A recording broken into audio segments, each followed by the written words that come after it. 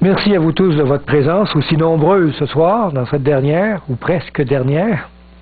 On va donc résumer un peu ce qu'on a vu la semaine passée, en rapport avec le jugement dernier, dont le synonyme est la purification du sanctuaire. Le jugement était donc en 3 phases distinctes, et on voyait spécifiquement la phase sur le jugement d'investigation, qui est en rapport évidemment avec la purification du sanctuaire. On avait essayé de mettre les événements historiquement placés, là, les événements futurs. Donc on avait la purification du sanctuaire qui était maintenant déjà en action depuis 1844. Nous sommes dans ce temps où Dieu purifie son peuple aujourd'hui, et on attend une effervescence du Saint-Esprit qu'on appelle la pluie de l'arrière-saison. La purification du sanctuaire, ou cet élément de purification, qui se veut aussi le jugement d'investigation, termine par, on appelle ça la fermeture de la porte de la grâce, où Dieu va sortir du sanctuaire céleste pour aller chercher son peuple sur terre. Et lors de cette sortie du sanctuaire, il y a un événement un peu difficile qui se passe sur terre, c'est le temps de détresse, les 7 plaies, où le monde va s'apercevoir que même avec des difficultés qu'il va y avoir sur terre, il n'y aura pas de conversion chez les humains.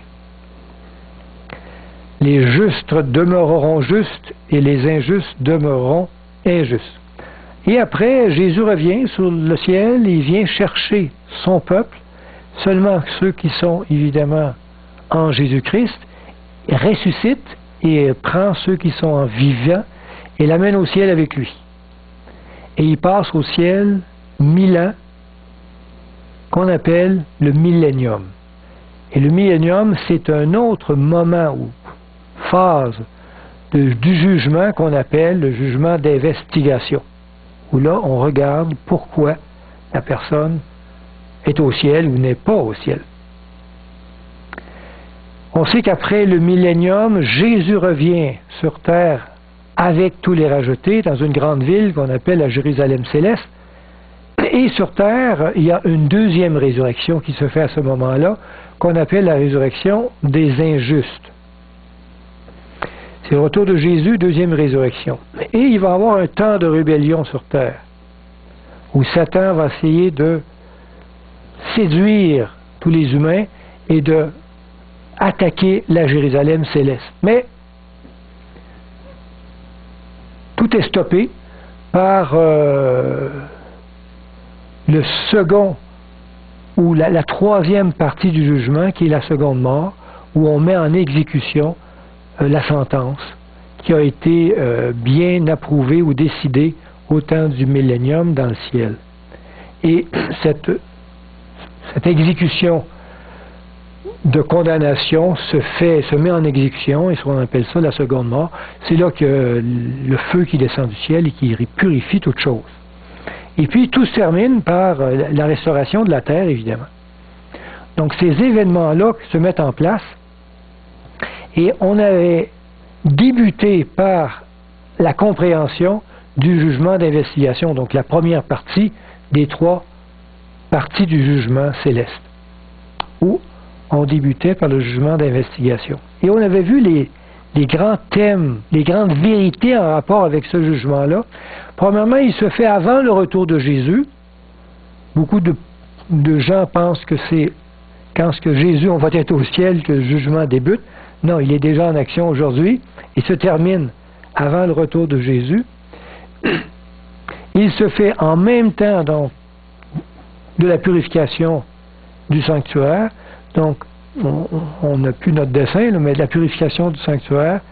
Pour purifier un péché, évidemment, il faut le mettre en jugement. On avait aperçu que tous ceux qui sont jugés, qui sont en Jésus-Christ, c'est le jugement de la tête de l'Église, c'est-à-dire Jésus, qui est jugé au ciel.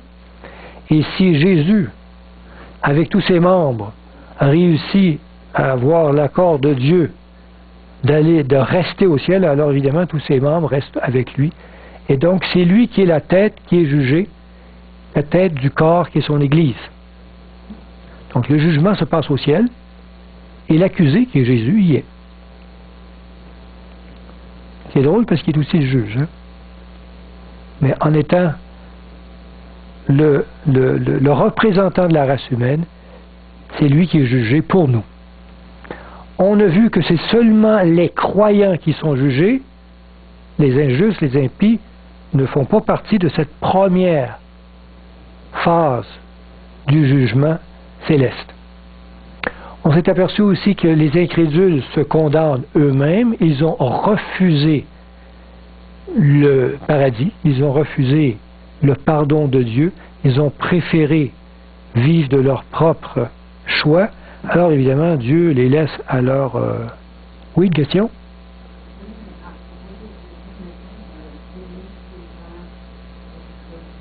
Oui, comme notre représentant, pour les justes, qui croient en lui, exactement. Donc tous ceux qui se revendiquent d'être en Jésus-Christ, Jésus-Christ l'accepte, mais c'est lui, en étant le chef, qui va être jugé. C'est assez... D'ailleurs, personne ne va aller au ciel pour passer en jugement. C'est Christ qui est là au ciel et c'est lui qui est jugé.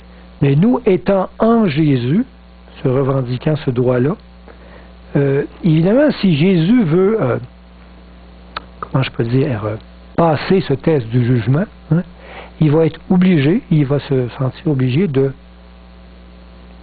rejeter de lui, de couper de son corps tous ceux qui sont irrecevables, tous ceux qui ne passent pas le... Au fait, si la main vole, Dieu dit, coupe-la, pour pas que le corps soit jeté dans la géhenne. Alors Dieu va être obligé de couper des membres de son corps.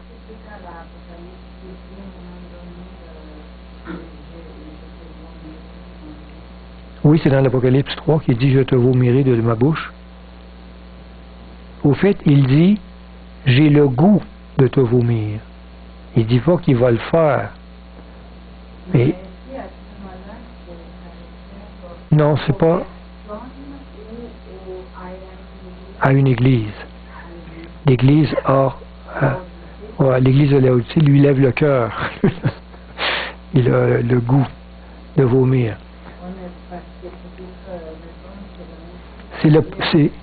C'est pas le moment où il rejette son église, où il rejette les gens. C'est pas exactement ce moment-là. Mais c'est dans ce moment-là qu'il va y avoir un criblage, où Dieu va être obligé de cribler son église, c'est-à-dire d'aller trouver dans son église les pierres précieuses, les pierres en or qu'il veut conserver et amener au ciel. Donc il va être obligé d'épurer son église de tout ce qui est impur pour faire une église qui est prête pour le mariage. Donc on disait que les incrédules eux-mêmes se condamnent. Et on était rendu ici, à cette diapo, de comprendre que chacun va être jugé selon la connaissance de sa loi, de la loi de Dieu. Au fait, dans la vie de chacun, dans la vie de tout le monde, Dieu a parlé dans le cœur de chaque individu. Dieu s'est révélé à chaque individu. Toute parole qu'un individu reçoit de Dieu, toute révélation que l'individu reçoit de Dieu est la base du jugement, selon ses révélations. Mais Dieu se révèle à tous, par la conscience, par la nature, par n'importe quelle façon. Dieu révèle sa vérité, il révèle son amour, il révèle le vrai et le faux, indépendamment de toutes sortes de façons. Évidemment, plus la connaissance en Jésus-Christ est grande, plus la révélation est grande. Et plus il est facile de s'abandonner à Jésus, puisqu'on le connaît dans son amour plus grandement. Mais plus plus la connaissance est grande, plus le jugement va être plus sévère. Parce que la connaissance est grande. On va comprendre cet élément-là. Oui, c'est ça. Vous connaîtrez la vérité, et la vérité vous affranchira. Ça va avec la connaissance. Le jugement tiendra compte du degré de connaissance de chaque individu. La loi de Dieu sera la base de notre jugement. On va lire certains textes pour mettre ça au clair. On peut lire dans Actes, chapitre 17, verset 30, « Dieu, sans tenir compte des temps d'ignorance, annonce maintenant à tous les hommes et en tout lieu qu'ils aient à se repentir. » Et Dieu tient-il compte des temps d'ignorance? Non. Il ne jugera pas si tu ne connaissais pas. Parce qu'il a fixé un jour où il jugera le monde selon la justice, par l'homme qu'il a désigné, ce dont il a donné à tous une preuve certaine en le ressuscitant des morts. On parle de Jésus-Christ. Donc Dieu ne tient pas compte des temps d'ignorance. Mais Dieu se révèle. Il ne laisse pas ignorant toute l'humanité. On peut lire dans Luc 12, verset 48, excusez-moi, « Mais celui qui, ne l'ayant pas connu, fait des choses dignes de châtiment, sera battu de peu de coups. » Quelqu'un qui ne l'a pas connu, peu de coups. On demandera beaucoup à qui l'on a beaucoup donné. Et on exigera davantage à celui à qui on a beaucoup confié. Plus on a de connaissances, plus évidemment Dieu va juger plus sévèrement, ce qui est tout à fait normal. Donc on comprend que la justice de Dieu est équitable selon chaque personne. Dans Romains 2, verset 14, Paul dit, « Quand les païens qui n'ont point la foi, la loi, donc ils ne connaissent pas la volonté de Dieu, font naturellement ce que prescrit la loi, ils font le bien par nature, ils sont, eux, qui n'ont point la loi, une loi pour eux-mêmes. Ils montrent que l'œuvre de la loi est écrite dans leur cœur. Donc Dieu s'est révélé par eux, dans leur cœur, et il a écrit sa loi. Leur conscience en rendant témoignage, et leur pensée s'accusant ou se défendant tour à tour. Donc la conscience se révèle que ce qui est bien de ce qui est mal. C'est ce qui paraîtra au jour où, selon mon évangile, Dieu jugera par Jésus-Christ les actions secrètes des hommes. Mais c'est merveilleux que Dieu est capable de se révéler dans le cœur, par la conscience, à des gens qui ne le connaissent même pas. Ils seront jugés selon la connaissance qu'ils ont de la vérité. Amen. Vous savez que le jugement d'investigation est un événement heureux. Alors, on dirait que tout le monde a peur de ça, le jugement. Tu sais. Tu t'en vas à la cour te faire juger, tout le monde a peur, on n'a pas le goût d'aller là. Tu sais. On ne sait pas si on va être condamné ou jugé. Mais la Bible apporte une dimension assez nouvelle à cette œuvre-là. Les élus, les saints, crient « Alléluia ». Ils sont d'une joie totale de savoir qu'on est présentement dans une œuvre de jugement. Lisons des textes. Premièrement, le jugement est un événement heureux. Les saints n'ont pas peur du jugement et se réjouissent de sa venue, contrairement évidemment à ceux qui vivent dans le péché. Eux, ils en ont peur. Alors, je vous poserai la question, avez-vous peur du jugement? Ça dépend si on vit dans le péché ou pas. Apocalypse 19, verset 1. C'est Jean qui dit, après cela, il y a seulement une vision qu'il voit, j'entendis dans le ciel comme une voix forte d'une foule nombreuse qui disait, Alléluia, le salut, la gloire et la puissance sont à notre Dieu, parce que ses jugements sont véritables et justes. C'est merveilleux. C'est Dieu qui juge. Car il a jugé la grande prostituée qui corrompait la terre par son impudicité, et il a vengé le sang de ses serviteurs en le redemandant de sa main. Donc le jugement, c'est pour l'autre. Et ils dirent d'une seconde fois, Alléluia! On dirait que ce jugement dans le ciel, c'est comme une euphorie, une joie totale de savoir que c'est Dieu qui juge, donc il est parfaitement juste dans ce jugement. Et vous savez, ce qui est intéressant, c'est que je vous ai dit tantôt qu'on ne jugeait pas les impies. OK? Puis ici, c'est marqué qu'il va juger, comment il l'appelle? La grande prostituée. Est-ce que la grande prostituée, c'est un impie? Elle va pas au ciel, hein, la grande prostituée. Vous savez, la prostituée, c'est l'Église.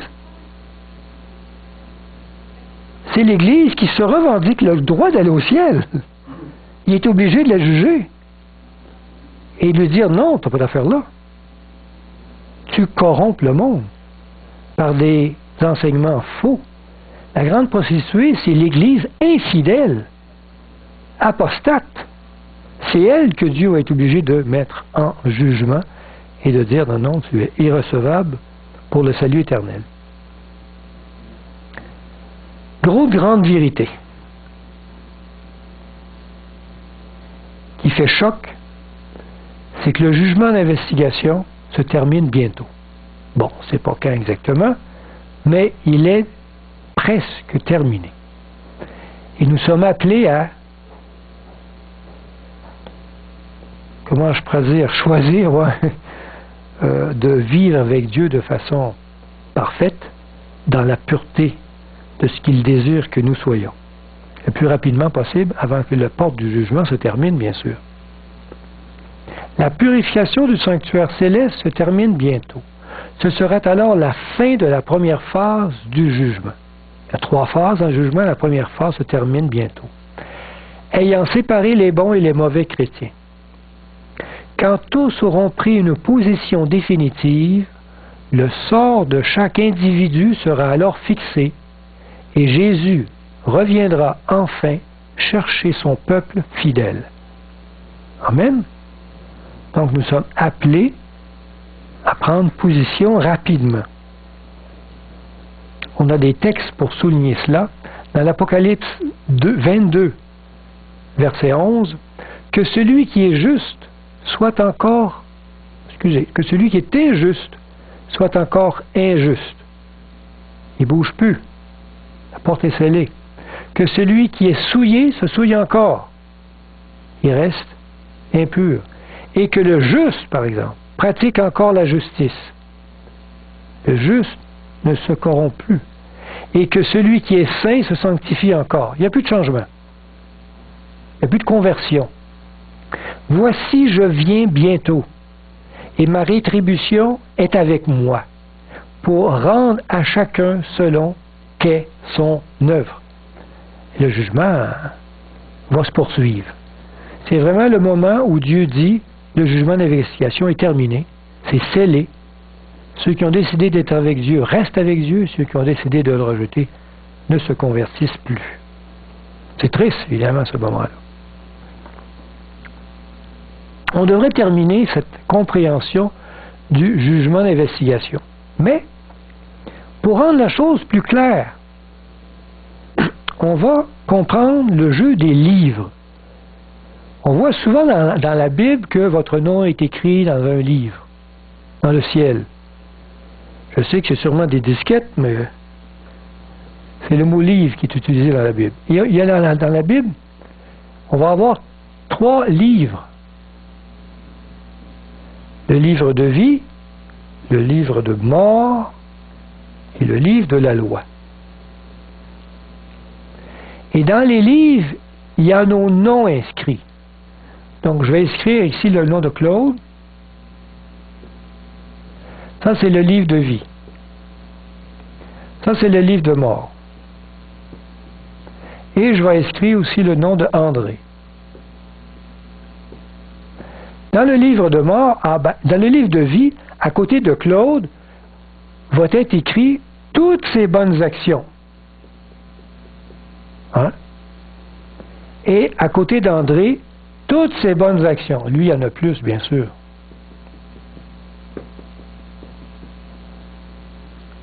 Le livre de mort, il y a aussi mon nom là. Pour l'instant. Et André est aussi là. Et à côté de mon nom, il va y avoir tous les péchés de Claude. Bien, évidemment, il y en a beaucoup. Et les quelques péchés de André. C'est comme ça dans le ciel. Et on va comprendre comment ça fonctionne.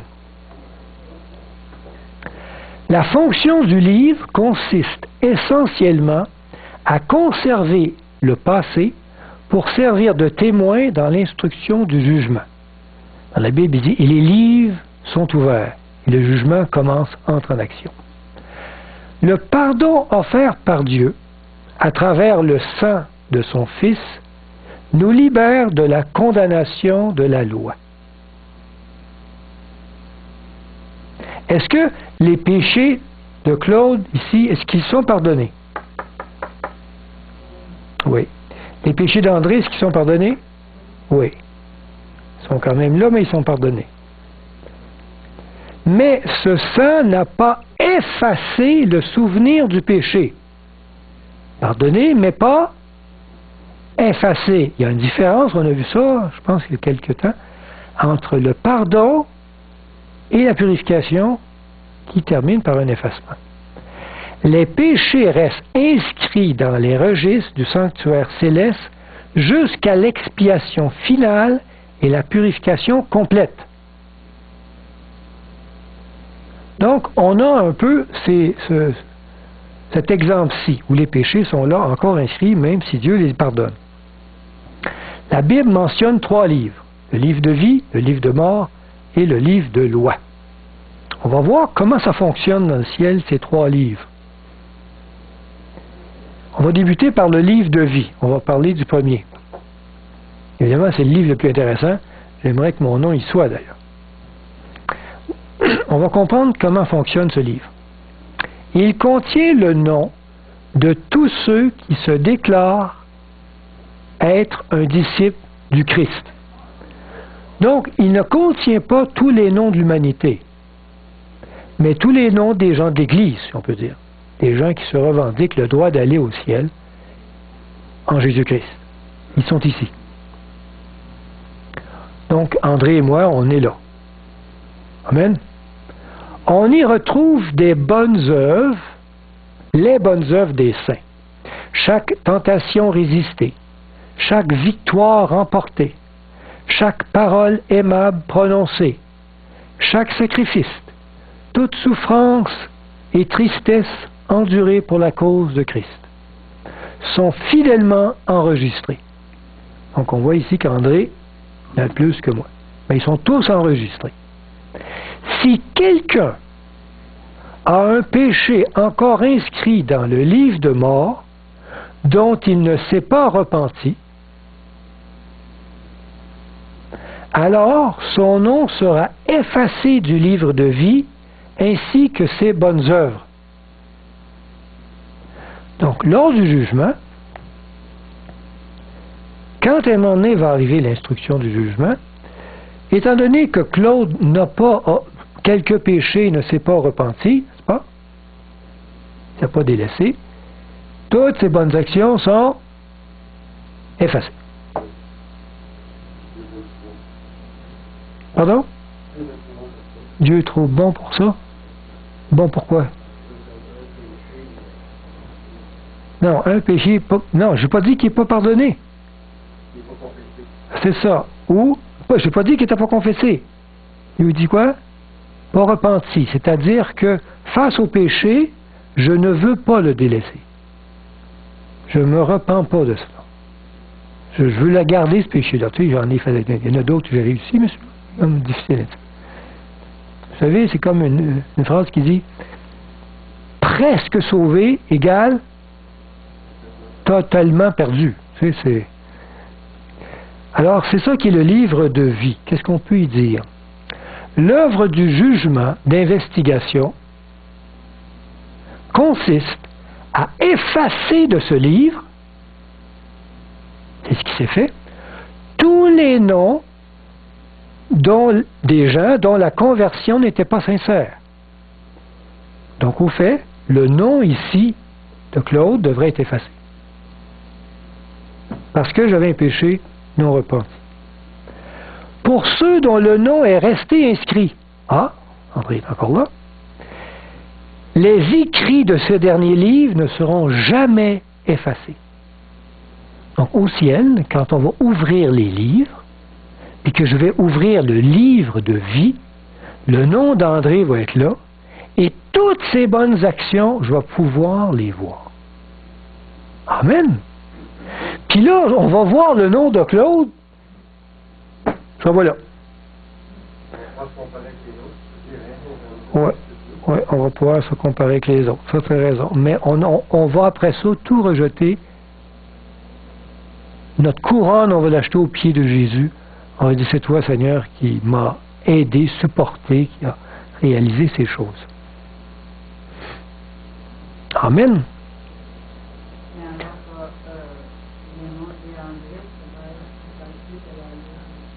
Ah oui, on va voir ça. Quand on va tomber au livre de mort, on va voir qu'est-ce qui arrive avec le nom d'André. D'accord? Parce que, disons, il est encore là, mais dans le livre de mort, on va voir. On va voir des textes dans la Bible qui parlent de ce livre, le livre de vie.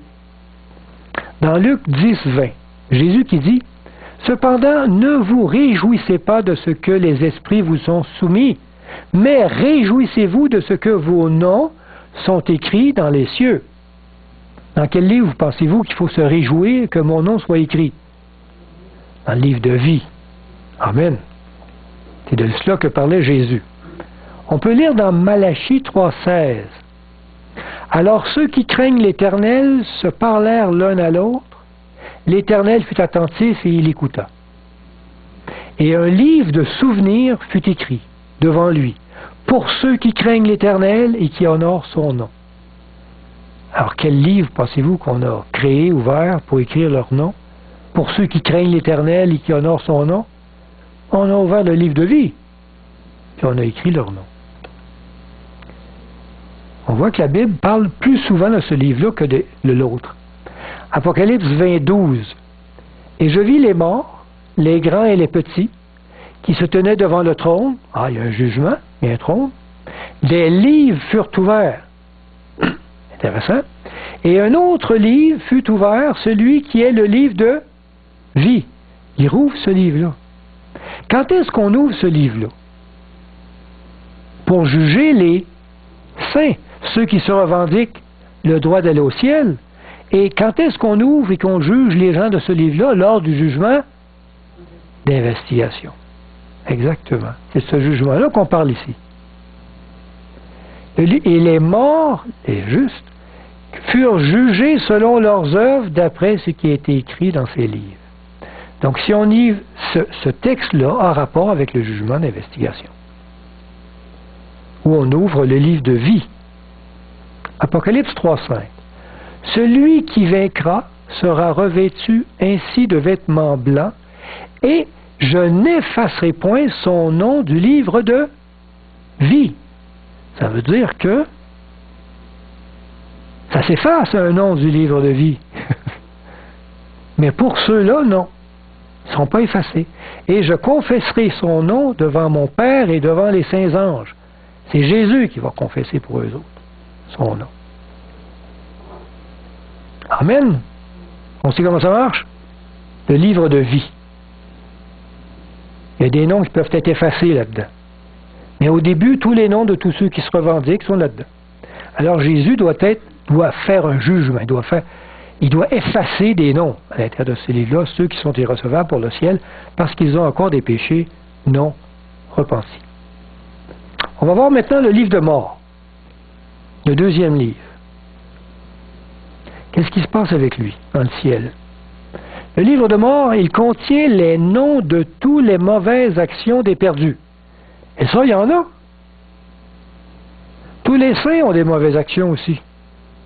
N'est-ce pas? Alors tout le monde a fait des péchés. Au jour du jugement d'investigation, tous ceux qui se sont repentis de leurs péchés et qui ont réclamé le sang de Christ comme sacrifice expiatoire, donc ici il y a André, auront le mot pardonné inscrit à côté de leur nom, et leurs péchés seront effacés du livre de mort. Wow! Donc qu'est-ce qui arrive avec André? On efface ses péchés, on n'efface pas le nom. Mais on écrit quelque chose à côté, on écrit pardonné. Ou on peut dire effacer. C'est merveilleux. Donc au ciel, on va pouvoir ouvrir les livres, aller voir André, ça va être... Hein?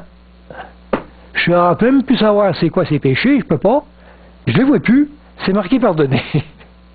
Il y aurait pu en enfer bien plus que moi, mais on ne le sait pas, c'est marqué pardonné. Tout est effacé. Amen. Lors du jugement de délibération, quand on va être au ciel dans le millénium, au temps du millénium, quand la mesure de châtiment réservée à chaque impénitent sera évaluée, parce que moi par exemple, mes péchés sont tous là, ça va être évalué, elle sera inscrite en face de leur nom dans le livre de mort. Donc en face de mon nom va être écrit mon châtiment. Hein?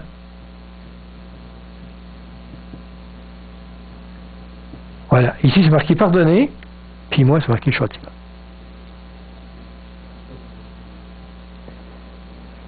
Chaise électrique ou je sais pas.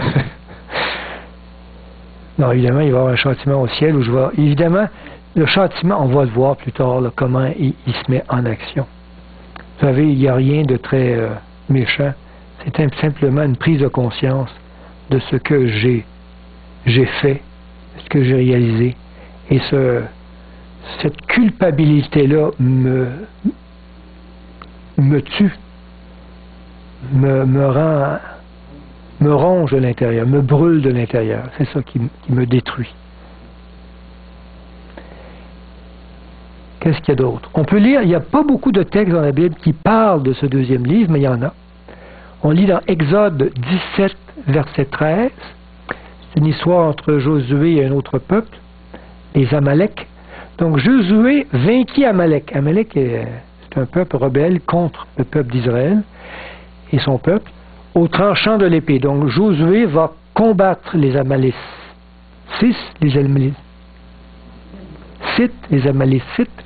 et il va remporter. Et l'Éternel dit à Moïse, écris cela dans le livre, pour que le souvenir s'en conserve, le souvenir de leurs péchés à eux. Et déclare à Josué que j'effacerai la mémoire d'Amalek de dessous les cieux. Donc, il dit, écris ça dans le livre. C'est ici, on va écrire tous les péchés de ce peuple. Mais qu'est-ce qui va se passer après? Ça va être effacé. Mais pas de suite, là. Lors du jugement d'exécution, tout ça va être effacé. Mais pour l'instant, à cause du jugement d'investigation dans le ciel, on ne peut pas effacer les péchés. J'ai besoin de ça pour lui donner un châtiment. Puis de rendre les choses claires pour tout le monde. Donc les gens vont pouvoir voir ces livres-là au ciel, quand on va être au ciel. On peut voir dans Ézéchiel 18, 24. Si le juste se détourne de sa justice et commet l'iniquité, donc un juste qui devient injuste, s'il imite toutes les abominations du méchant, vivra-t-il? Non. Toute sa justice sera oubliée. Donc on efface ici du livre de vie. On l'oublie. Effacé du livre de vie. Parce qu'il s'est livré à l'iniquité et au péché. À cause de là, il mourra. C'est-à-dire qu'on va l'enregistrer dans le livre de mort. On comprend le jeu de ces deux livres-là. C'est merveilleux quand on comprend comment ça marche en haut, le jugement. Puis après, il y a le livre de loi. Mais ici, on ne l'a pas dit, mais lorsque le châtiment, après le jugement d'investigation, non, le jugement de délibération au ciel, on va exécuter le jugement qui est à côté de chaque nom, va être exécuté. Puis après son exécution, on va effacer complètement. On appelle ça la deuxième mort. La deuxième mort, on va effacer le nom de Claude de ce livre-là. Alors, qu'est-ce qui va rester dans ce livre-là? Plus rien. Comme si je n'avais jamais existé. Dieu va effacer mon existence de la mémoire des gens. Mais il va rester quelque chose ici. Pour l'éternité. Pour toujours. Pour l'éternité de l'éternité. C'est long. Les gens vont pouvoir consulter ce livre et voir les bonnes actions d'André. L'amour agapé n'est jamais effacé. Elle est éternelle. Et toutes ces actions remplies d'agapé vont être pour l'éternité en mémoire, capables de nous les rappeler. Dieu ne les effacera pas. Amen. Le jugement est tellement beau. Parce que les effets sont éternels. Comme l'effet de Jésus à la croix de son amour. Il reste le livre de loi. Qu'est-ce qui est écrit dans ce livre-là? On l'a vu un peu tantôt. Donc Dieu va écrire toute parole qu'il a mis dans votre cœur. Toute parole juste. Toute révélation que vous avez eue en rapport avec la justice de Dieu va être écrite dans ce livre à côté de votre nom. Donc, il va y avoir le nom Claude, il va y avoir le nom d'André, et à côté d'André, André va avoir toutes les paroles. André, tu lis beaucoup de livres, hein? Alors, tu reçois beaucoup de révélations. Et on les écrit toutes là. Moi aussi, je suis un grand liseur, alors j'en ai beaucoup. Il y a énormément de choses qui sont écrites à côté de mon nom. On va voir ça. Ce livre contient les paroles de Dieu.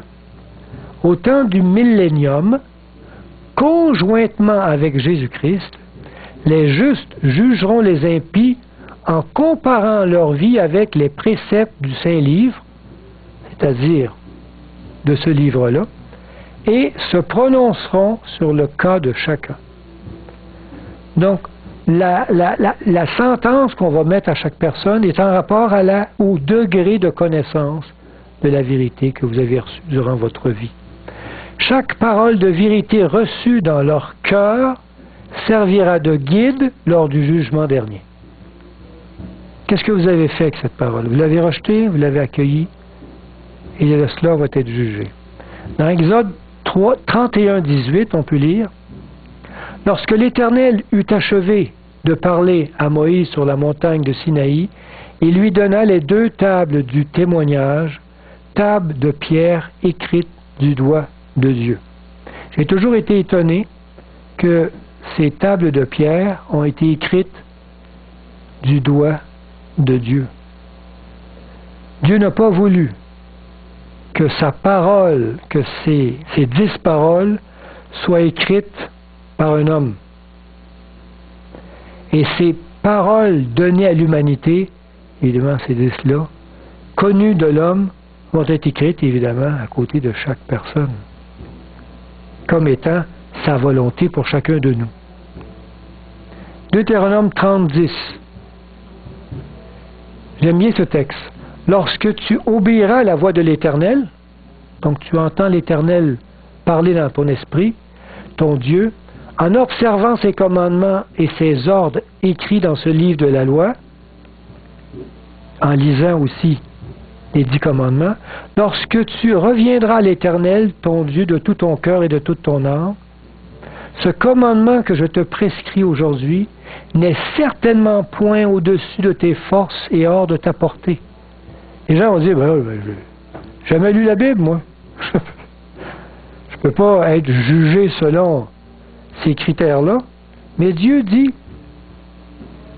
il n'est pas dans le ciel pour que tu dises, qui montera pour nous au ciel, et nous ira chercher? Qui nous le fera entendre afin que nous le mettions en pratique? Il n'est pas de l'autre côté de la mer pour que tu dises, qui passera pour nous de l'autre côté de la mer et nous l'ira chercher? Qui nous le fera entendre afin que nous le mettions en pratique? Alors Dieu répond, c'est une chose, au contraire, qui est tout près de toi, dans ta bouche et dans ton cœur, afin que tu la mettes en pratique. Dieu n'a pas laissé l'humanité complètement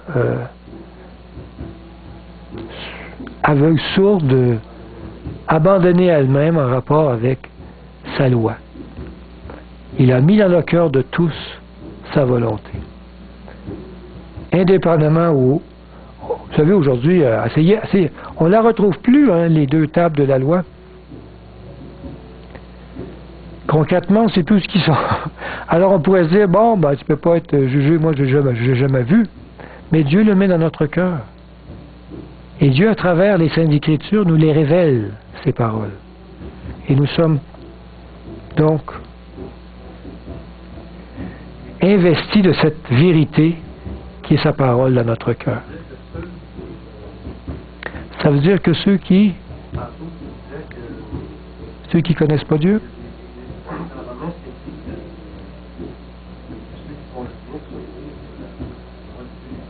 oui, exact. Ceux qui font le bien démontrent que Dieu parle dans leur cœur.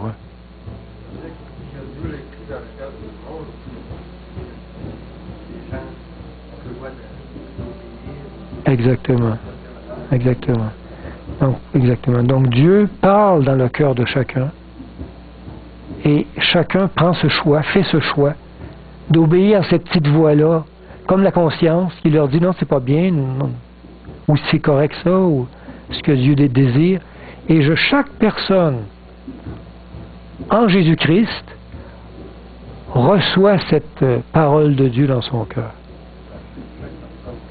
Sur terre. Pardon, chaque personne qui naît dans le monde, c'est ça. Évidemment, j'espère que les parents n'ont pas, ou l'humanité autour n'a pas brisé cette possibilité de capter.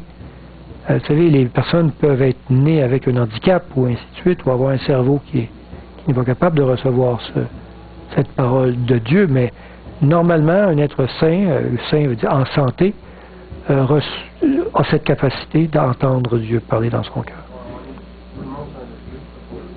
On est sans excuse, absolument. Exactement. Exact. Nous sommes tous devant ce choix. Et évidemment, si la personne a été, je sais pas, dans la brousse toute sa vie, elle a eu peu de paroles de Dieu, mais elle sera jugée selon ce qu'elle a reçu de Dieu. Soit pour le bien. Et on croit fermement qu'il va y avoir au ciel des gens qui n'auront jamais entendu parler ni de Dieu, ni de Jésus, mais parce qu'ils auront obéi à cette voix qui leur disait voici ce qui est bien, et qu'ils ont toujours voulu faire ce qui est bien. Et qu'on va être au ciel à côté d'eux, les saluer, parce que ce sont des gens vrais, sincères, et qui ont toujours voulu faire la volonté de Dieu, ou qui ne connaissaient pas dans leur cœur. Amen. Le Seigneur est juste et parfait. Et son jugement va être vraiment un jugement de toute beauté. Est-ce que j'ai lu ce texte? Oui. Donc, on termine tout ce qui a rapport avec le jugement d'investigation et on avance à une autre partie du jugement, le jugement de délibération. Mais qu'est-ce qui se passe entre les deux? Vous vous rappelez? Il y a un temps ici? Pardon? Non, oui, il y a le retour de Jésus, mais avant le retour de Jésus, avant la fermeture, il y a la fermeture de la porte de la grâce ici, puis après on monte au ciel. Entre les deux,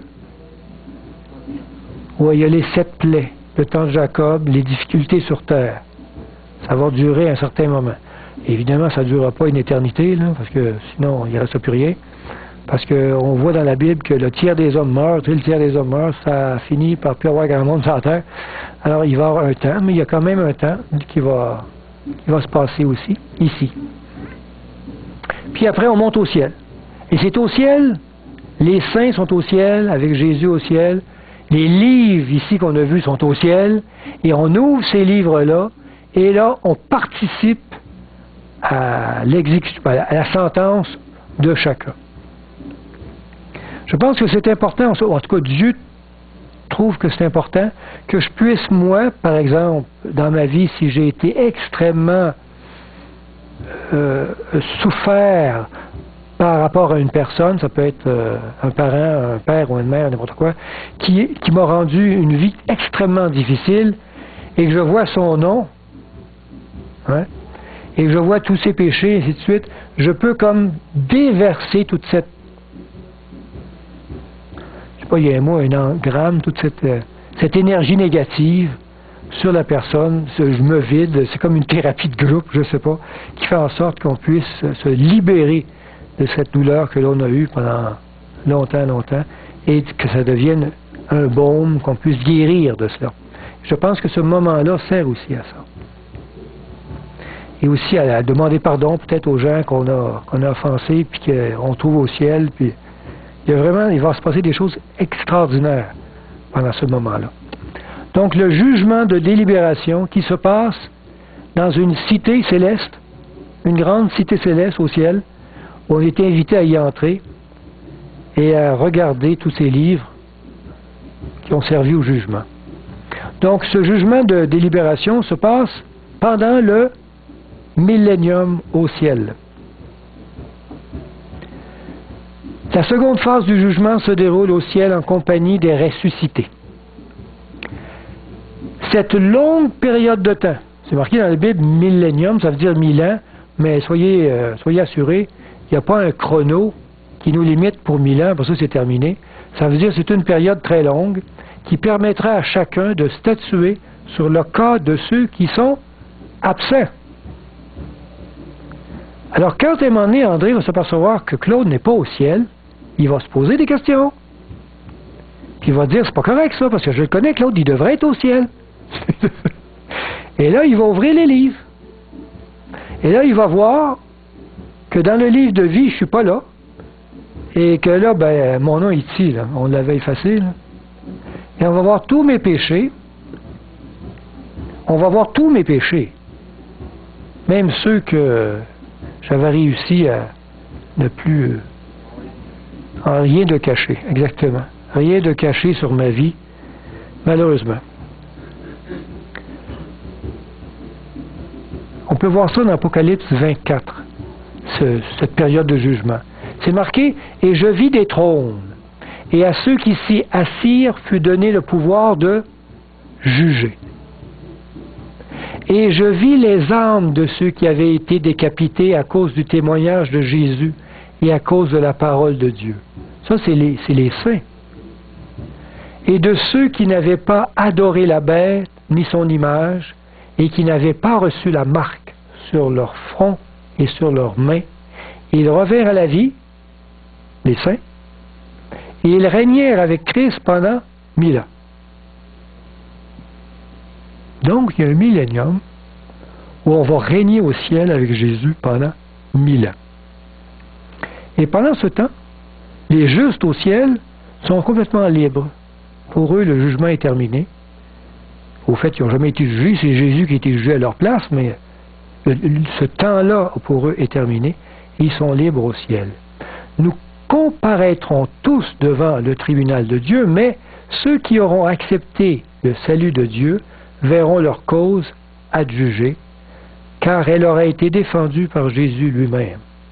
Donc ce jugement-là ne met en action, en jugement, en revue que ceux qui sont dans le livre de mort. Donc c'est le jugement des impies. Le jugement des justes, c'est terminé. C'est fait. Jean 5, 24.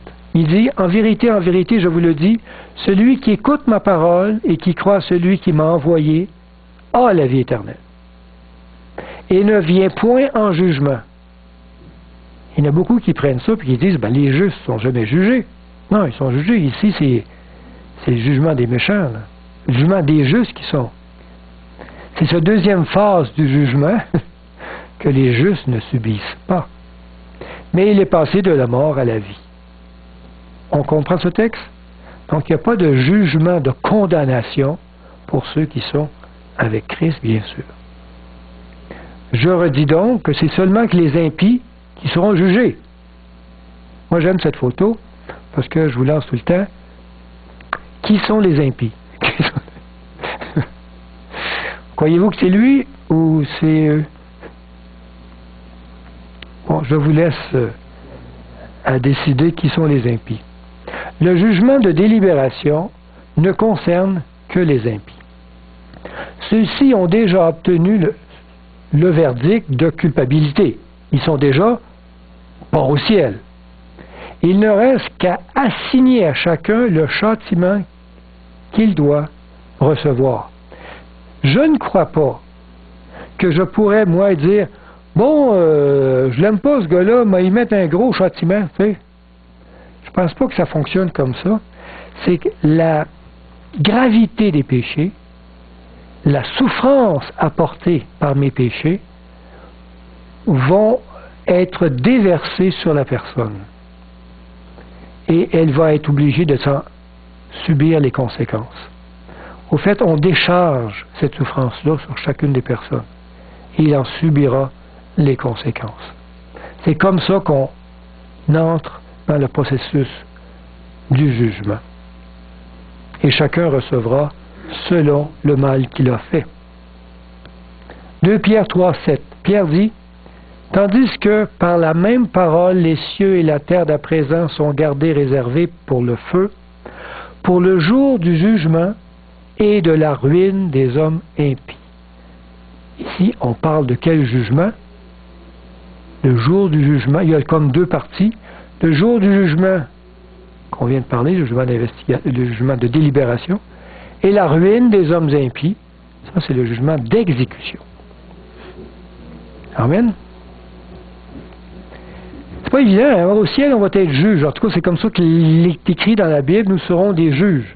En fait, on regarde dans les livres, puis on prend part au jugement. On est activement impliqué. Durant le jugement de délibération, les justes seront des juges.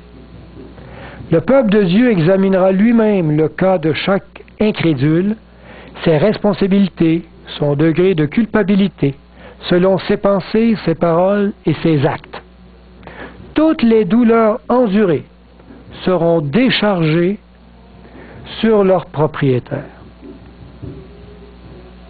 Toutes les causes seront alors comprises et acceptée. Donc, il n'y a pas personne qui va, après le millénium, après les 1000 ans, se poser encore des questions, se demander pourquoi telle personne est au ciel, telle personne n'y est pas. Et qu'on aura tout pris connaissance de tout cela, et que tout cela soit dans une telle justice parfaite pour toute l'humanité et tout l'univers. Quand cet état de fait va être obtenu, quand tous et chacun auraient complètement vidé toutes les interrogations et déchargé toutes les souffrances sur leur propriétaire, ben Jésus va revenir. Cette période se terminera. Et Jésus revient sur terre. Puis évidemment, qu'est-ce qui se passe sur terre pendant qu'on est au ciel en train de délibérer pour ces choses-là? Il ne se passe plus rien sur terre. Hein? Toute l'humanité sur terre meurt. Et Satan, il est là, puis il se croise les deux bras, il se demande quoi faire. Il tourne en rond, quoi. Il est lié ou enchaîné, dit la Bible. Enchaîné par une circonstance de fait. 1 Corinthiens 6.2, on dit, « Ne saviez-vous pas que les saints jugeront le monde? » Mais c'est dans cette période que les saints jugeront le monde. Et si c'est par vous que le monde est jugé, n'êtes-vous indigne de rendre les moindres jugements? Donc il y a un temps où les saints vont juger le monde. Luc 22-29. C'est pourquoi je dispose du royaume en votre faveur, comme mon Père en a disposé en ma faveur. C'est Jésus qui parle. Afin que vous mangiez et buviez à ma table dans mon royaume. et que vous soyez assis sur des trônes. Quand on est assis sur des trônes, c'est qu'on est juge. Pour juger les 12 tribus d'Israël. Ici, évidemment, la projection est assez loin. Jésus parle des 12 tribus d'Israël. C'est-à-dire, on juge quoi, là? Son peuple. On va même être des juges quand la terre va être restaurée. Son peuple va être sur terre. Amen pour tout ce qui a rapport au ciel. Qu'est-ce qui arrive après quand on a fini le jugement de délibération? On retourne. Mais c'est la grande ville, la Jérusalem céleste, dans laquelle on est tous dedans, qui prend place, qui descend et qui s'installe sur terre. Et là, sur terre, il y a une grande résurrection qu'on avait dit. Tous ceux qui sont dans le livre de mort ressuscitent. Ça fait drôle, mais ils ressuscitent. Donc, tous les impies, tous les méchants ressuscitent. Très grande résurrection, plus grande que la première. C'est la deuxième résurrection que dit la Bible. Et là, débute le jugement d'exécution. Mais qu'est-ce qui se passe entre la fin du millénium et la seconde mort? Il y a un petit délai, là. Qu'est-ce qu'il y a comme action? Donc, résurrection des méchants. Mais avant qu'on passe à l'exécution, qu'est-ce qui se passe? Satan est heureux, il est séduit, et il investit le camp des saints, là, à Jérusalem, il veut la combattre, et il se prépare à attaquer. Donc ici, il y a une grande organisation mondiale pour venir attaquer la Jérusalem céleste. Je ne sais pas combien de temps ça prend, tu vois, s'ils sont rapides dans leur exécution, mais après ça, il va y avoir la deuxième phase qui va se mettre en action, où Dieu va stopper leur action folle de vouloir s'attaquer à la Jérusalem céleste et va rentrer dans le processus du jugement d'exécution. Comment se passe ce jugement d'exécution maintenant? On va? Pardon? Ah oui, comme on voit dans les films, comme un dôme protecteur, puis les bombes ne pourront pas venir attaquer. Ça se peut bien, je sais pas. Ouais. Le jugement d'exécution. Vous avez une image assez tout est détruit, tout est brûlé, tout est mort. C'est un peu ça qui va se passer sur Terre. Et c'est un peu comme ça qui arrive quand on arrive sur Terre. Tout est mort, tout est désolation. Mais là, on voit tous les humains au complet, toute la race d'humains qui investit complètement la ville, la Jérusalem céleste qui est ici, et qui veut l'attaquer. Les impies seront punis à ce moment-là. À la fin des 1000 ans, la ville céleste, logeant tous les élus, descendra sur terre. À ce moment, les impies ressusciteront pour prendre connaissance du verdict de culpabilité pesant sur eux. Ils ressuscitent, ils veulent attaquer. Chacun recevra sa punition. C'est l'exécution de la sentence de mort à différents niveaux de souffrance selon le degré de culpabilité. Ellen White voit une scène, en tout cas qui m'a toujours impressionné. C'est comme si chacun, dérangé un peu par ce qui se passe dans la ville, je ne sais pas, il y a une lumière et ainsi de suite, chacun voit comme un grand panorama devant lui et il voit sa vie défiler. Et il voit dans sa vie tous les moments où Dieu, lui a donné un choix et qu'il a refusé. Il voit défiler dans sa vie tous ses péchés qui ont provoqué des choses atroces de souffrance. Il voit dans sa vie tous ces moments où il aurait pu accepter Dieu et qu'il a refusé. Et tous ces moments-là sont pour lui comme une souffrance de culpabilité qui le ronge de l'intérieur. Et par après, cette grande panorama que chacun voit sa vie, à lui, il voit les scènes du Christ venant sur terre, faisant son œuvre de bienfaisance, et que l'on rejette et qu'il meurt pour lui, afin qu'il comprenne comment il l'aime. Et ces actes et cette vie, ces actions qui se sont passées dans l'humanité, deviennent pour lui une connaissance. Vous savez, si Adam et Ève, prenez conscience de ça, si Adam et Ève, Dieu aurait fait passer à Adam et Ève les images de la conséquence de son péché, je suis convaincu qu'Adam et Ève seraient morts de culpabilité. Soit un burn-out ou n'importe quoi, il aurait été incapable de survivre à toute cette souffrance, toutes ces meurtres, toutes ces folies qu'a dégénéré un seul péché. Alors Dieu rend la chose inconnue de chacun de nous. Savez-vous votre péché d'antan, qu'est-ce qu'il a pu provoquer? On ne sait pas. On n'a pas conscience. Mais ici, la conscience de toutes ces choses va être révélée. Et la révélation de ce qu'a provoqué un péché non repenti est d'une telle désastre et souffrance qu'il brûle de l'intérieur chaque impénitent.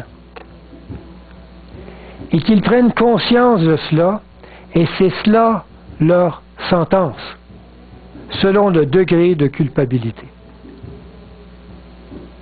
Évidemment, plus long pour certains parce qu'ils en ont fait plus court pour certains parce qu'ils en ont fait moins, mais chacun reçoit et vide complètement cette connaissance de cette souffrance qu'ils ont portée par leur péché. Et là, on voit sur terre des gens qui meurent, un après l'autre, d'autres avant parce que c'est plus rapide, d'autres après parce qu'ils ont plus de temps qui ont provoqué la souffrance. Et le dernier comme ça qui reste à la fin, devinez c'est qui? C'est Satan lui-même. Et tous meurent autour de lui après avoir connu leurs conséquences de leur péché. Et Satan va mourir par le feu qui va descendre du ciel.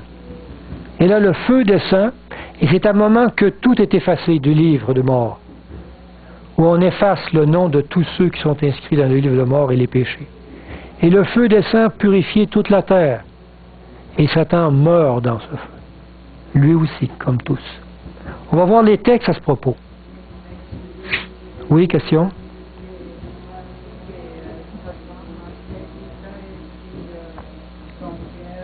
Est-ce qu'il est repentant, Satan, après tout ça? Non, il n'est pas repentant. Non. Il va reconnaître la bonté de Dieu. Il va reconnaître que c'est juste ce que Dieu fait. Il va reconnaître que vraiment, ce qu'il a présumé qu'il réussirait à faire, il n'a pas réussi. Tout genou fléchira devant Dieu, dit le Seigneur, Satan lui-même. Mais son cœur ne sera pas malheureusement repentant, non.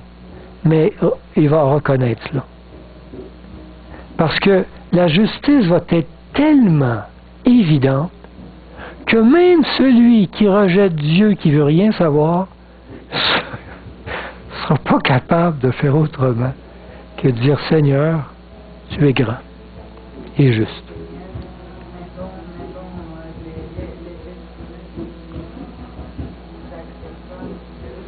Même les êtres humains qui n'acceptent pas Dieu.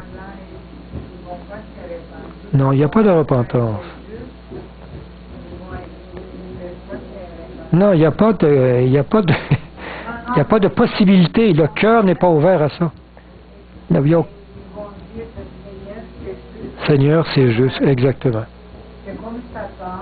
Exactement. Exactement, comme Satan, tous les humains qui vont avoir leur vie se dérouler devant eux vont pouvoir dire, Seigneur, c'est vrai. C'est vrai, je suis maintenant dans cette position parce que je l'ai voulu. Puis c'est ça. Tu peux m'effacer, c'est vraiment, je ne suis qu'un élément discordant dans toute cette justice que tu mets en évidence. Les gens vont même vouloir s'éliminer parce qu'ils se voient vraiment incompatibles avec toute cette beauté. Et, vous savez, il n'y a pas personne qui va être capable de dire à Dieu, si tu avais fait cela, j'aurais cru. Donc Dieu va démontrer à chaque être vivant qu'il a tout fait pour qu'il puisse venir à lui. Et qu'il n'y a rien, qu'il n'y a pas un moment dans la vie où on peut revendiquer, hey Seigneur, si tu aurais fait ça, si tu aurais envoyé telle personne, là j'aurais cru. Tous auraient saisi que Dieu a vraiment tout fait, toutes les circonstances possibles ont été mises en place. Exactement. Exactement. Exactement. Donc, même ceux qui meurent jeunes et qui, c'est pas leur faute, une bombe atomique qui a tombé, puis tu dis, hey, Seigneur, laisse-moi vivre un peu plus longtemps, puis je t'aurais accepté, tu sais. Mais Dieu va être capable de démontrer de façon claire qu'il a tout fait pour que la bombe tombe pas, et que tu vives. Il a tout fait pour que toi, tu puisses l'accepter. Tout fait. Mais il respecte l'humain, hein? Il respecte ses choix. Tu comprends? Si quelqu'un me détruit, Dieu respecte son choix. Mais donc, au fait, nous sommes comme pressés à connaître Dieu le plus rapidement possible et à aller à lui. Si vous entendez ma voix, n'endurcissez pas votre cœur, prenez tout de suite votre décision, car c'est jouer avec le feu, c'est jouer avec la roulette russe. Faites pas ça, Satan va tout faire pour vous éliminer le plus vite possible, dans le fond. Et Dieu fait tout pour empêcher cela. C'est complexe, tous les rouages de l'humanité, c'est très complexe, ces rouages-là, qui fait que lui fait ci, ça a de l'impact sur l'autre, puis ainsi de suite, puis le gouvernement, puis ils essaient de bloquer le maximum pour en sortir le plus converti. Le Seigneur est grand. Pardon? Tu vas en parler. Alors, c'est grand, cette justice-là. C'est grand, cette justice-là. Ça nous dépasse. Mais ça va être d'une telle grandeur que même Satan lui-même va reconnaître qu'il avait tort. Amen. Apocalypse 20:13. La mer rendit les morts qui étaient en elle. La mort et le séjour des morts rendirent les morts qui étaient en eux. C'est cette résurrection. Pardon? On n'a pas lu la précédente? Je reviens alors. Dans Jean 5:28, tu as raison. Ne vous étonnez pas de cela, car l'heure vient où tous ceux qui sont dans les sépulcres entendront sa voix et en sortiront. Ceux qui auront fait le bien ressusciteront pour la vie. Première résurrection, au retour de Jésus. Mais ceux qui auront fait le mal ressusciteront pour le jugement. Deuxième résurrection, le jugement exécutif. Ils ressuscitent pour recevoir leur condamnation. Ça m'a pris du temps avant de voir dans ce texte, ça m'a pris du temps avant de voir dans ce texte que Jésus parlait de 2 résurrections. Je croyais que c'était une résurrection, puis les 2 en même temps. Mais non, il y a 2 résurrections. Et ils sont de 2 temps vraiment différents. Hein? Il les met ensemble, comme simultanés. C'est une erreur.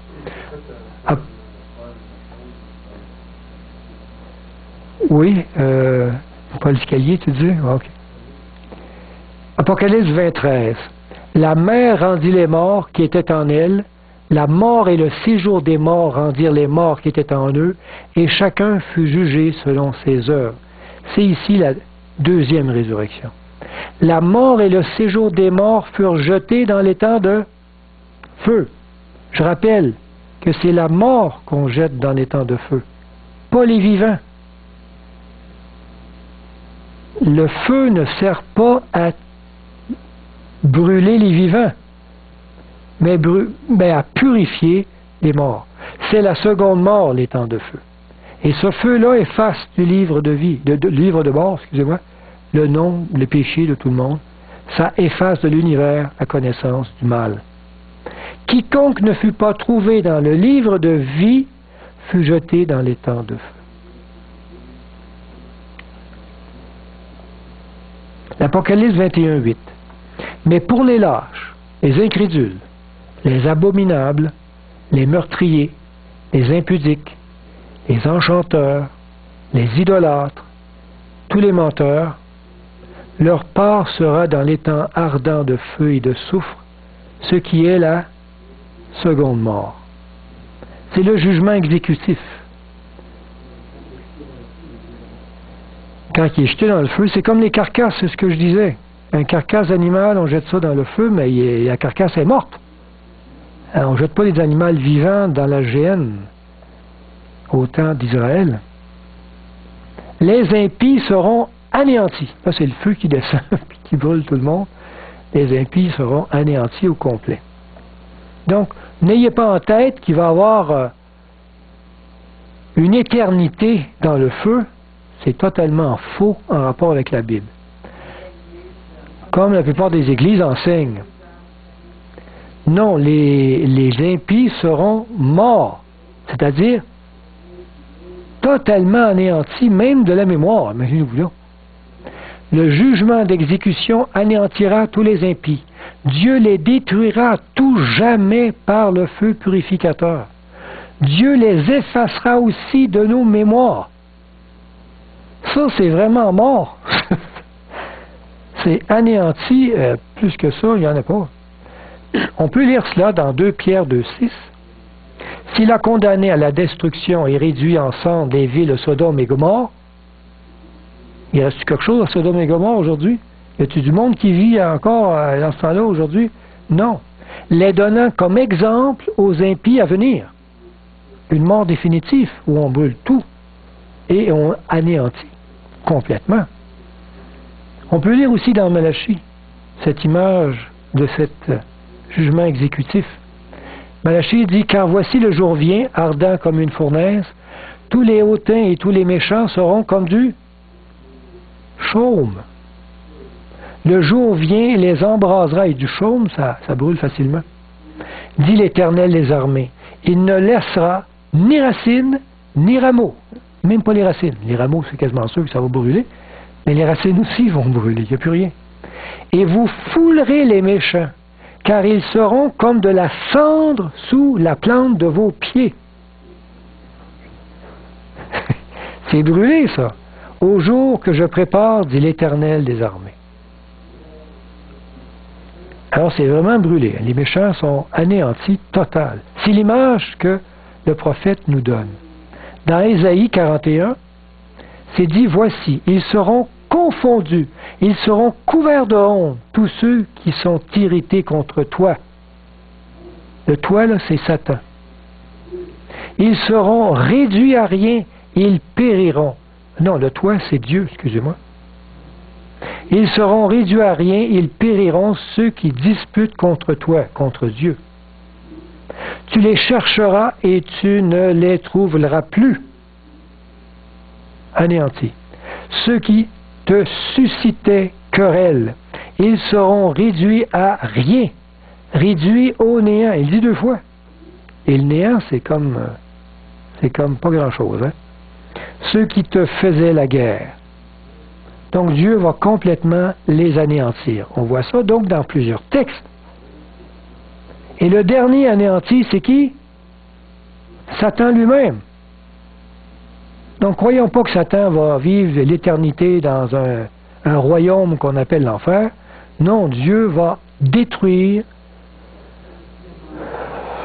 le premier, l'ange déchu, celui qui a parti toute cette rébellion, qui est Satan, qu'on nommait avant Lucifer. Satan sera lui aussi détruit par le feu purificateur.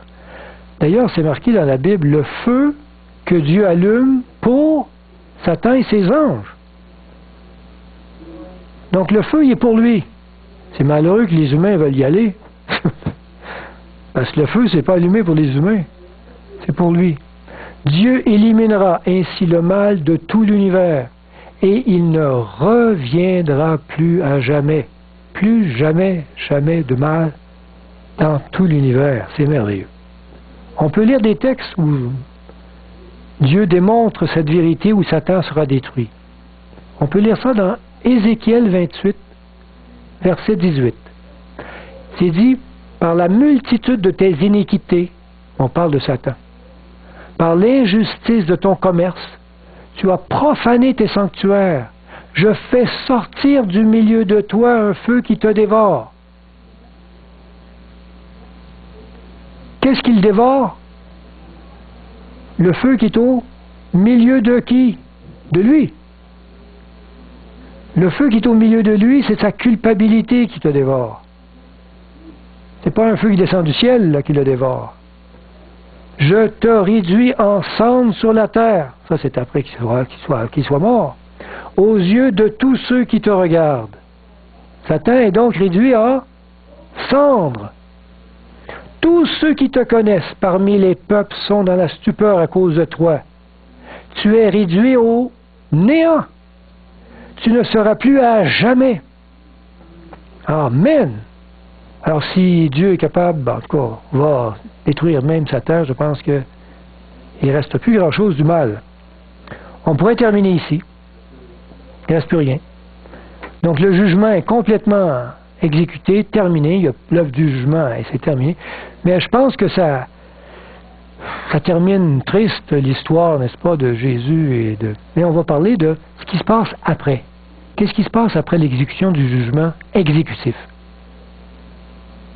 Le feu descend, tout brûle,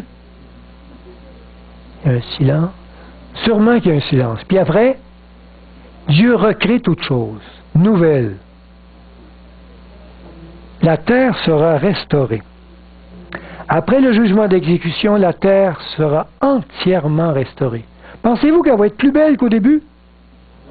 Oui, elle va être plus belle. Non, plus belle, quand Dieu a refait les choses. Quand vous refaites une peinture, là, la première fois, c'est beau. Mais la deuxième fois, c'est meilleur. C'est sûr. Dieu fera de nouveaux cieux et une nouvelle terre. Et le trône de Dieu, il sera sa demeure.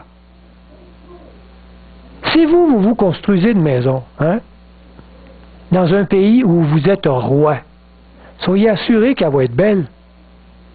Puis soyez assurés qu'autour de votre maison, vous allez sûrement mettre des fleurs, des jardins, vous allez faire des choses encore plus merveilleuses. Alors si sur terre, le trône de Dieu, il sera, soyez assurés que la terre va sûrement être d'une beauté à l'image de sa gloire. Amen. On peut lire ça dans Apocalypse 21, 1. Jean dit, « Puis je vis un nouveau ciel et une nouvelle terre. » Il voit ça, lui, tout nouveau. Car le premier ciel et la première terre avaient disparu. Et la mer n'était plus. Il n'y avait que des ruisseaux. Je l'entendis du trône, et j'entendis du trône une voix forte qui disait, « Voici le tabernacle de Dieu avec les hommes. Il habitera avec eux, ils seront son peuple, et Dieu lui-même sera avec eux. » Wow! Dieu avec nous. Tout le temps. C'est merveilleux, fantastique. Il y en a d'autres peut-être mondes à travers l'univers, comme les anges. Mais non, Dieu va être avec nous. Ils vont être obligés de venir nous voir pour voir Dieu. Hey, mais nous voulons.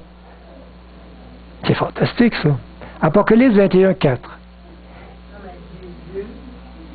Oui, Jésus. Ben, Dieu le Père, hein, il aime être avec son Fils. C'est comme toi avec tes enfants. Il va être sûrement très proche. Et j'en suis convaincu, Dieu va être à proximité de son Fils. Parce que son Fils, en étant homme limité, ben, c'est Dieu qui est obligé de venir lui parler à son bien-aimé, à son Fils. Et nous, on va être proches. Ah, ça va être fantastique. Il y a un privilège jamais donné à personne. Verset 4. Il essuiera toute larme de leurs yeux. Et la mort ne sera plus. Et il n'y aura plus ni deuil, ni cri, ni couleur, ni douleur. À des couleurs, il va en avoir. Car les premières choses ont disparu. Et celui qui était assis sur le trône dit, ça doit être Jésus, « Voici, je fais toutes choses nouvelles. » Et il dit, c'est toujours Jésus qui parle, hein, « Écris, car ces paroles sont certaines et véritables. » Quand Jésus dit ça, C'est parce que, indépendamment de ce qui se passe dans le monde, indépendamment de vos choix, indépendamment de tout ce que l'humanité peut décider, ça va se réaliser. Cette terre nouvelle, Dieu va la reconstruire. Si ce ne serait même pour un seul réchappé dans l'humanité, pour un seul converti, pour un seul repenti, il ferait cela. Mais ça, soyez assurés, il y en a plusieurs. Et Isaïe 65, verset 17. Car je vais créer de nouveaux cieux, dit l'Éternel, et une nouvelle terre. On ne se rappellera plus les choses passées. On ne se rappellera plus les choses passées. Elles ne reviendront plus à l'esprit. Ça, c'est le livre de mort qui est complètement effacé. Dieu l'efface. On ne se rappellera plus les douleurs, les malheurs qui s'est passé sur nous. Je ferai de Jérusalem mon allégresse. Il va faire de cette ville sainte sa joie la plus grande, et de mon peuple ma joie. Il n'y entrera plus le bruit des pleurs et le bruit des cris. N'est-ce pas merveilleux? C'est une promesse, je m'accroche à cette promesse. Et je sais que Dieu est grand et il la réalisera. Isaïe 65, verset 21. Ils bâtiront des maisons et les habiteront. Ils planteront des vignes et en mangeront le fruit. Il y en a beaucoup qui pensent qu'on va être sur un nuage en train de jouer de la harpe pour l'éternité. Bon. Il faut aimer la musique. Mais non, on va faire plein de choses sur Terre. On va pouvoir avoir des projets de grande envergure et avoir tout le temps pour réaliser le projet. Amen. Le loup et l'agneau paîtront ensemble. Le lion comme le bœuf mangera de la paille. Le serpent aura la poussière pour nourriture. Et il ne se fera ni tort ni dommage sur toute ma montagne sainte, dit l'Éternel. Amen. Même les animaux, on ne va pas les flatter, ils seront gentils, ils ne se mangeront plus, ils vont être... Même les serpents vont être doux, gentils. La terre, oui, il va encore ramper à terre. Alors le Seigneur est bon, n'est-ce pas? Et tout ça va être fantastique. Et on dit, Amen, viens Seigneur Jésus, comme le dit l'Apocalypse. Viens dans notre cœur, mais viens aussi dans la réalité des choses que tu as promis. Amen. Et Jésus est là et autour de lui. On va pouvoir voir Jésus le serrer dans nos bras, lui poser des questions. Puis il lui dit, hey, dans ma vie, il me semble que je t'ai prié 3 ou 4 fois pour avoir telle chose, puis je ne l'ai pas eu, pourquoi? Il va pouvoir répondre. Puis sûrement vous allez lui avoir dit, vous allez lui dire, une chance, tu ne me l'as pas donnée. Parce que tout ce qu'il fait est parfait. Amen.